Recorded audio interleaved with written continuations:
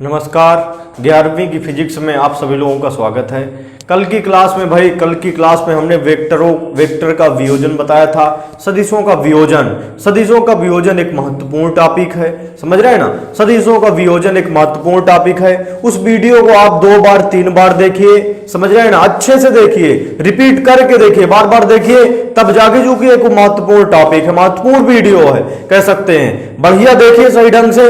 फिर यदि कहीं पर भी दिक्कत हो रही है तो आप बताइए, पर्सनली जो है व्हाट्सएप नंबर पर कांटेक्ट कीजिए जो है। तो चलिए देखते हैं, आज उसी क्रम में हमारा जो चैप्टर चल रहा है भाई, सदिश विश्लेषण तथा प्रक्षेप गति चैप्टर चल रहा है। कौन सा चैप्टर चल रहा है? सदिश विश्लेषण तथा प्रक्षेप गति। अब इसमें प्रक्षेप गति हमारा बाद में देखेंगे, अभी सदिश विश्लेषण टॉपिक चल रहा है। सदिश विश्लेषण में देखिए, इस टॉपिक में आज के क्रम में पढ़ेंगे भाई, आज के क्रम में सदिश राशियों का गुणन। तो देखिए, सदिश राशियों का जैसे 2 सदिशों का हम गुणा करें, 2 सदिशों का, जैसे ए वेक्टर एक सदिश है और बी वेक्टर एक सदिश है।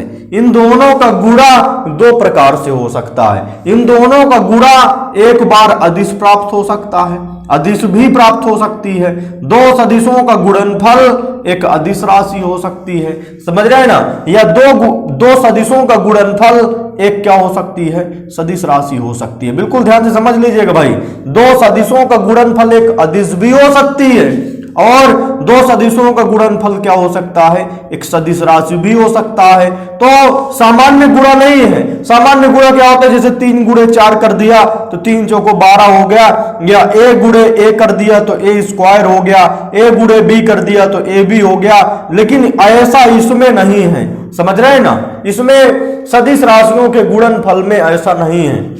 इसमें सदिशों का गुणनफल, समझ रहे हैं ना, ध्यान से देखिए भाई। साधारणतः सदिशों का गुणनफल गुणा से क्या होता है? भिन्न होता है। क्योंकि 2 सदिशों का गुणनफल अदिश राशि भी हो सकती है और 2 सदिशों का गुणनफल एक सदिश राशि। मतलब यदि 2 सदिशों का गुणा किया जाए तो एक अदिश भी मिल सकता है, और 2 सदिशों का गुणा किया जाए तो एक सदिश भी मिल सकता है, जिसमें दिशा भी हो सकता है, और 2 सदिशों गुणा करें एक दिशा विहीन राशि भी मिल सकती है। जैसे दो है हमारे पास। यदि हम बल और विस्थापन, बल गुणे विस्थापन एक सदिश राशि है, बल सदिश राशि है, दोनों का गुणा करें तो बल गुणे विस्थापन बराबर कार्य एक अदिश राशि होती है, समझ रहे हैं ना। बल गुणे विस्थापन एक कार्य एक अदिश राशि है।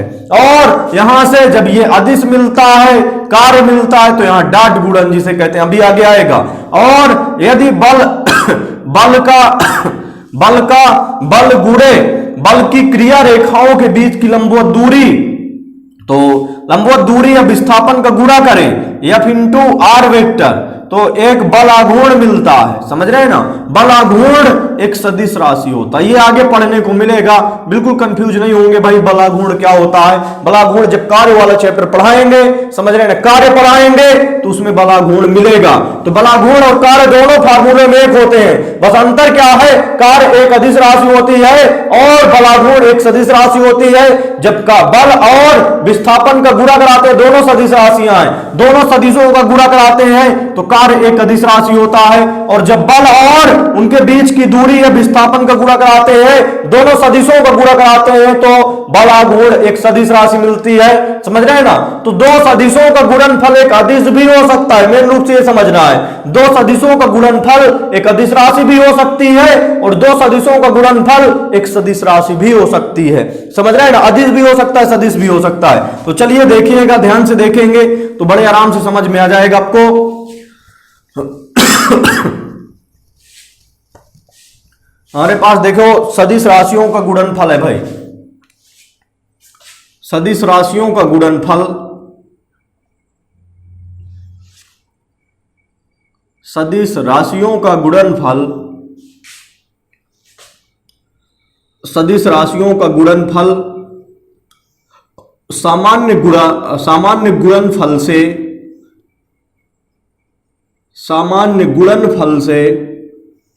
सदिश राशियों का गुणनफल सामान्य गुणनफल से भिन्न होता है, सामान्य गुणनफल से भिन्न होता है, क्योंकि क्योंकि दो सदिशों का गुणनफल, क्योंकि दो सदिशों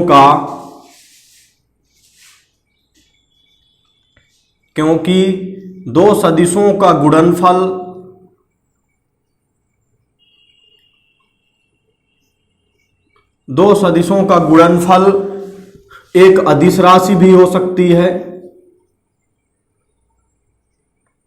एक अदिश राशि अथवा एक सदिश राशि। दो सदिशों का गुणनफल एक अदिश राशि अथवा सदिश राशि भी हो सकती है, अथवा सदिश राशि भी हो सकती है, सदिश राशि भी हो सकती है। अतः सदिशों का गुणनफल दो प्रकार का होता है। गुणनफल निम्नलिखित दो प्रकार का होता है।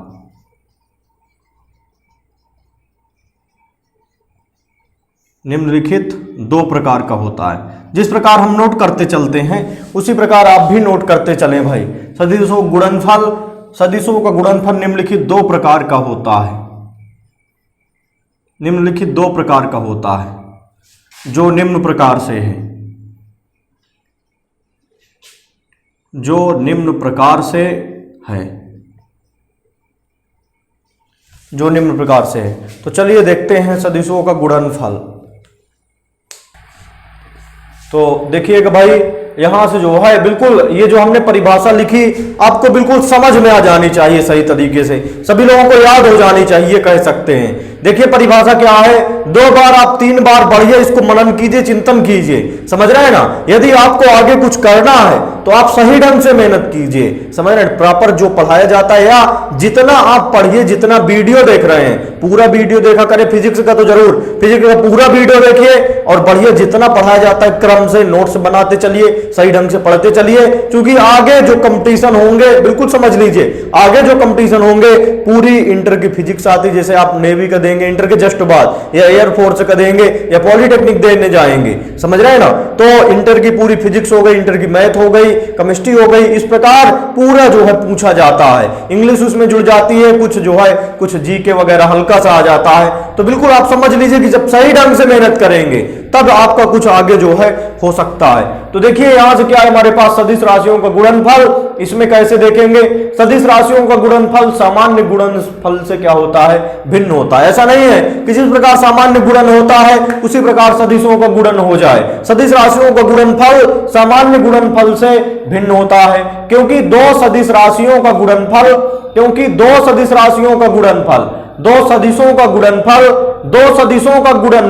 एक अदिश भी हो सकता है। हमने अभी बताया था दो सदिशों का गुणनफल एक अदिश भी हो सकती जिसमें दिशा ना हो, और दो सदिशों का गुणनफल एक सदिश भी हो सकता है, समझ रहे हैं ना। तो क्योंकि दो सदिशों का गुणनफल एक सदिश राशि अथवा अदिश राशि भी हो सकती है, अदिश राशि अथवा सदिश राशि भी हो सकती है। अतः सदिशों का गुणनफल निम्नलिखित दो प्रकार का होता है। तो सदिशों का गुणनफल कितने प्रकार का होता है भाई, इन्हीं दोनों के माध्यम से। देखिए दो सदिशों का गुणनफल क्या है, एक अदिश भी हो सकता है और एक क्या होता है, सदिश भी हो सकता है। तो दो प्रकार के गुणन हो सकते हैं। दो सदिशों का गुणनफल पहला नंबर क्या होगा, अदिश होगा, और दूसरा नंबर क्या होगा, सदिश होगा। दो सदिशों का गुणनफल अदिश होगा तो वो जो है डॉट गुणन या अदिश गुणन कहलाएगा, और दो सदिशों का गुणनफल जब सदिश होगा तो सदिश गुणन अथवा क्रॉस गुणन कहलाएगा।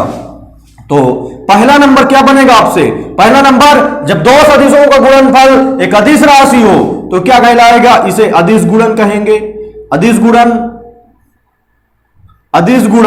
इसी को कहते हैं क्रॉस गुणन, क्रॉस नहीं सॉरी डॉट गुणन। अदिश गुणन अथवा कहते हैं, बिल्कुल ध्यान समझ लीजिएगा, अदिश गुणन अथवा स्केलर गुणन, अदिश गुणन अथवा स्केलर गुणन, अदिश गुणन अथवा स्केलर गुणन अथवा डॉट गुणन, अदिश गुणन अथवा स्केलर गुणन अथवा डॉट गुणन, अथवा डॉट गुणन। तो चाहे तो अदिश गुणन कह ले या स्केलर गुणन कह ले या डॉट गुणन कह ले, तो डॉट गुणन ज्यादा ध्यान रखिए, समझ रहे हैं ना। जब दो सदिशों को गुणनफल एक अदिश राशि प्राप्त हो तो उस गुणन को क्या कहते हैं, अदिश गुणन कहते हैं अथवा डॉट गुणन कहते हैं। तो दूसरा नंबर क्या बनता है, दूसरा नंबर दूसरा गुणन क्या कहलाता है आपका, दूसरा गुणन सदिश गुणन, सदिश गुणन अथवा क्रॉस गुणन, सदिश गुणन अथवा क्रॉस गुणन। तो आज पूरी तरह से चर्चा किसमें करेंगे भाई, अदिश गुणन अथवा डॉट गुणन पर चर्चा करेंगे। तो ध्यान से देखिएगा अदिश गुणन अथवा जो है डॉट गुणन पर कैसे देखेंगे। पहला नंबर ध्यान से देखेंगे, इतना सभी की समझ में आ गया ना। यहां से कितना भाई क्या इसमें क्या कराया गया, सदिश राशियों का गुणनफल सामान्य गुणनफल से भिन्न होता है, समझ रहे हैं ना। जो सदिश राशियां होती है, जैसे दो सदिश राशि हमारी ए वेक्टर और बी वेक्टर, इन दोनों का गुणनफल सामान्य गुणनफल से क्या होगा, भिन्न होगा। क्योंकि दो सदिशों का गुणनफल एक बार एक क्या प्राप्त हो सकता है, एक सदिश भी हो सकता है, और दो सदिशों का गुणनफल एक अदिश राशि भी हो सकता है। तो जब सदिश होगा तो उसे सदिश गुणन या क्रॉस गुणन कहेंगे, जब अदिश गुणन होगा तो उसे अदिश गुणन अथवा डॉट गुणन कहेंगे। तो चलिए देखते हैं, यहां से पहला नंबर की चर्चा करेंगे भाई। तो चलिए पहला नंबर देखते हैं। पहला नंबर बहुत आसान है भाई, बिल्कुल आप समझ लीजिएगा, थोड़ा सा ध्यान से देखेंगे। अदिश गुणन अथवा स्केलर गुणन अथवा डॉट गुणन, इसमें लिखेंगे, ध्यान से देखिएगा। जब दो सदिश राशियों का गुणनफल, जब दो सदिश राशियों का गुणनफल, जब दो सदिश राशियों का गुणनफल, जब दो सदिश राशियों का गुणनफल एक अदिश राशि प्राप्त हो, जब दो सदिश राशियों का गुणनफल एक अदिश राशि प्राप्त हो, जब दो सदिश राशियों का गुणनफल एक अदिश राशि प्राप्त हो, तो इस प्रकार इस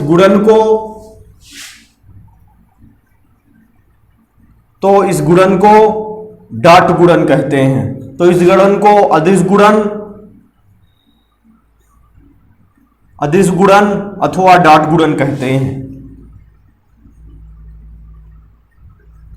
डॉट गुणन कहते हैं। तो इस गुणन को अदिश गुणन अथवा डॉट गुणन कहते हैं। बिल्कुल ध्यान से समझिएगा भाई। जब दो सदिश राशियों का गुणनफल, दो सदिश राशियों का गुणनफल एक अदिश राशि प्राप्त हो, जब दो सदिश राशियों का गुणनफल एक अदिश राशि प्राप्त हो, तो इस गुणन को हम क्या कहते हैं, अदिश गुणन अथवा डॉट गुणन। देखिए इसके नाम से स्पष्ट है, दो सदिश है हमारे, दो सदिश है ए वेक्टर डॉट बी वेक्टर। जब भी डॉट गुणन होगा, समझ रहे हैं ना, तो इसमें डॉट लगेगा। जब भी क्रॉस गुणन होगा, दो गुणन होते हैं, हमने पहले ही बताया था, डॉट गुणन और एक और नीचे दूसरा नंबर क्या होता था, सदिश गुणन अथवा क्रॉस गुणन। तो जब डॉट गुणन होगा तो डॉट लगेगा, जब क्रॉस गुणन होगा तो क्या लगेगा, क्रॉस लगेगा। बिल्कुल समझ लीजिएगा भाई। तो जब दो सदिशों का गुणनफल एक अदिश राशि हो, समझ रहे हैं ना, क्या मिले, अदिश मिले, तो इस प्रकार के जो है गुणन को हम क्या कहते हैं, अदिश गुणन अथवा डॉट गुणन कहते हैं। जब दो सदिशों का गुणनफल एक अदिश राशि, समझ रहे हैं, इसके नाम से अदिश गुणन, अदिश गुणन का मतलब दो सदिशों का गुणनफल एक अदिश राशि होना चाहिए। जब दो सदिश राशियों का गुणनफल एक अदिश राशि प्राप्त हो, तो इस प्रकार के गुणन को क्या कहते हैं, अदिश गुणन या डॉट गुणन। ये नाम से यदि आपसे कह दिया जाए अदिश गुणन या डॉट गुणन किसे कहते हैं, तो सीधा से बोलिए कि जब दो सदिशों का गुणनफल, जब दो सदिशों का गुणनफल एक अदिश राशि प्राप्त हो, तो इस प्रकार के गुणन को क्या कहते हैं, इस गुणन को अदिश गुणन अथवा डॉट गुणन कहते हैं। तो अब देखिए इसमें जो है, ये जो है दो सदिशों का गुणनफल क्या मिल गया, एक अदिश राशि मिल गई। अदिश में केवल और केवल क्या होता है, परिमाण होता है। अदिश में केवल और केवल क्या होता है भाई, परिमाण होता है। तो दो सदिशों का गुणनफल एक अदिश राशि है, तो अदिश में केवल और केवल क्या होता है, आपका परिमाण होता है। तो चलिए देखते हैं, डॉट गुणन कहते हैं जिसका परिमाण, ध्यान से समझिएगा भाई, जब दो सदिश राशियों का गुणनफल एक अदिश राशि प्राप्त हो, तो इस गुणन को अदिश गुणन अथवा डॉट गुणन कहते हैं। तथा दो सदिशों तथा अदिश राशि का परिमाण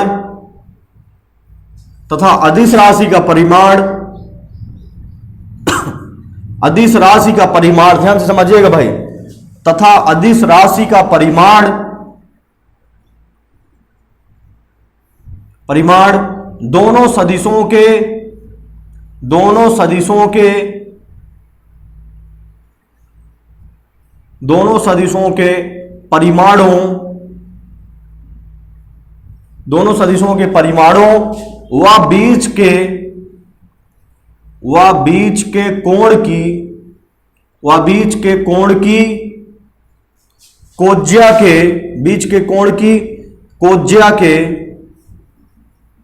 व बीच के कोण की कोज्या के गुणनफल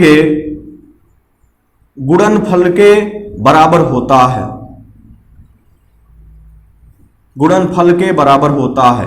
ध्यान से समझिएगा भाई, जैसे हमने बताया क्या, यहां समझाया क्या, जब दो सदिश राशियों का गुणनफल एक अदिश राशि प्राप्त हो, समझ रहे हैं ना, जब दो सदिश राशियों का गुणनफल एक अदिश राशि प्राप्त हो तो इस गुणन को क्या कहते हैं, अदिश गुणन अथवा डॉट गुणन कहते हैं। तो दो सदिशों का गुणनफल क्या प्राप्त हो रहा है, एक अदिश राशि, और इस अदिश राशि चूंकि अदिश है तो इसमें परिमाण बस होगा केवल, तो इस अदिश राशि का परिमाण दोनों सदिशों के परिमाणों व बीच के कोण की कोज्या के गुणनफल के बराबर होता है। समझ रहे हैं ना, तो यहां से ध्यान से देखिएगा, अर्थात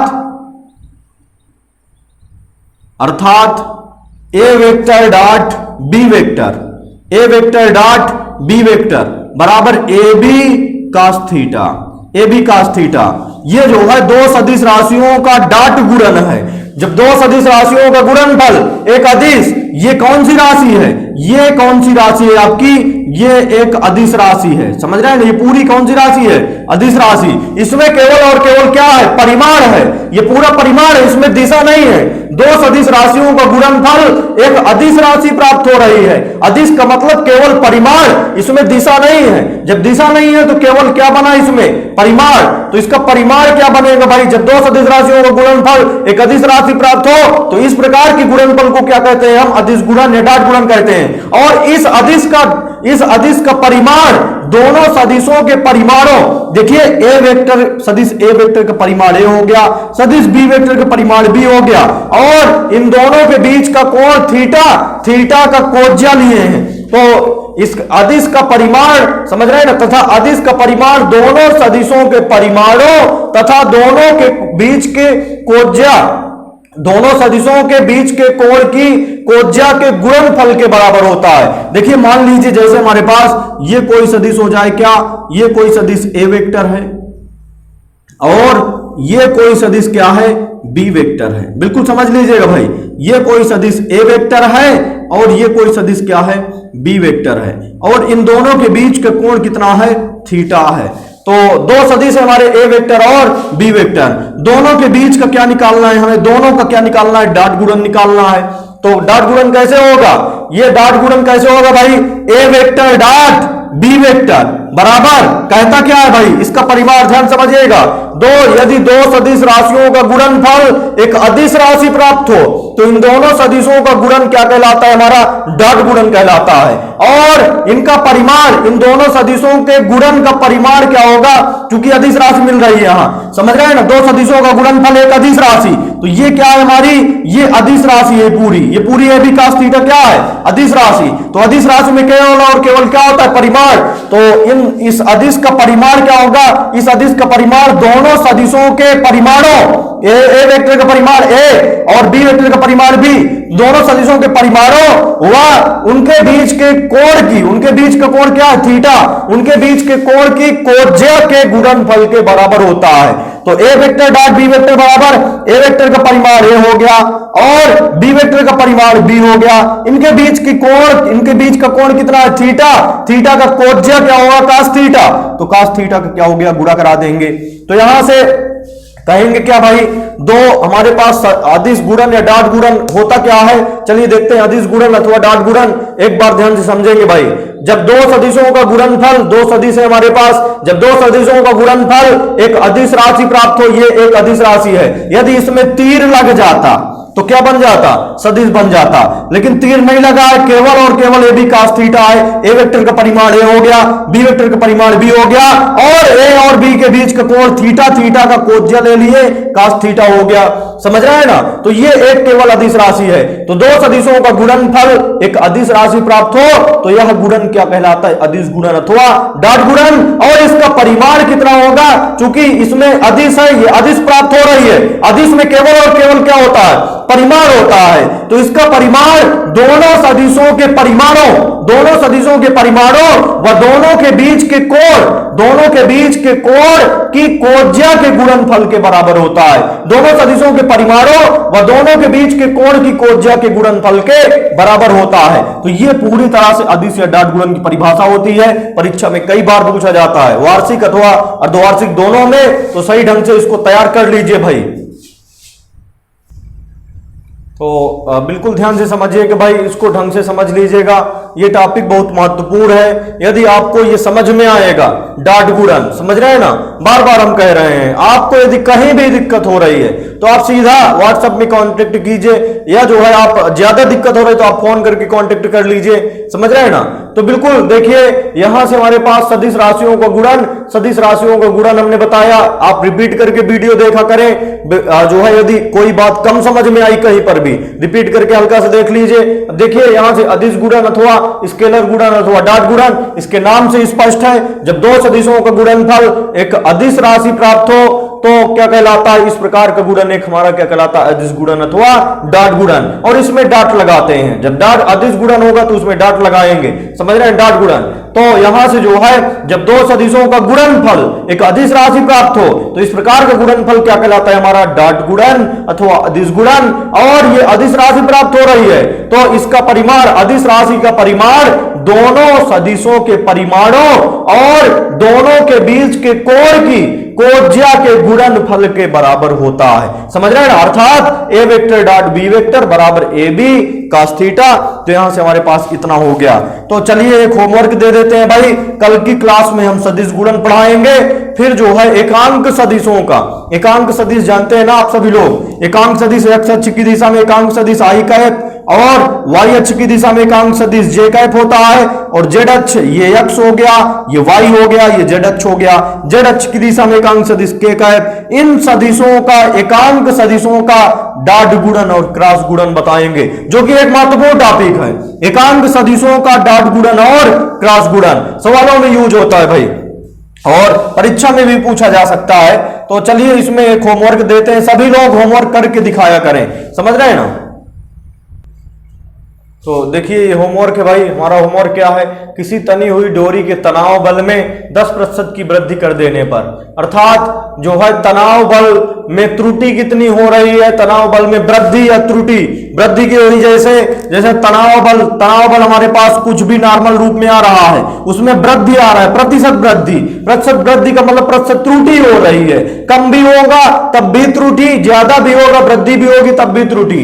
तो प्रतिशत त्रुटि, तनाव में प्रतिशत त्रुटि, तनाव प्रतिशत त्रुटि को कैसे व्यक्त करेंगे, डेल्टा टी अपॉन टी और maximum, delta T upon T maximum into 100। समझ रहे हैं ना? बराबर कितना दिया है, 10% दिया हुआ है। हमें पूछ क्या रहा है, उसमें बनने वाले अनुप्रस्थ तरंग की चाल, अनुप्रस्थ तरंग की चाल में कितने प्रतिशत परिवर्तन हो जाएगा या कितने प्रतिशत त्रुटि हो जाएगी। तो चाल का मतलब डेल्टा वी अपॉन वी और मैक्सिमम इंटू 100 का मान हमें क्या करना है, निकालना है। तनाव में जो है क्या दिया है, तनाव में प्रतिशत त्रुटि दिया है और वेग में प्रतिशत त्रुटि पूछ रहा है, चाल में प्रतिशत त्रुटि पूछ रहा है। तो फार्मूला होता है v बराबर under root T upon m होता है। समझ रहे हैं ना? ये अनुप्रस्थ तरंग की चाल का फार्मूला होता है। अनुप्रस्थ तरंग की चाल v बराबर अंडर रूट तनाव बटे एकांक लंबाई का द्रव्यमान। चूंकि यहां द्रव्यमान में कोई परिवर्तन नहीं हो रहा, द्रव्यमान में त्रुटि नहीं हो रही है,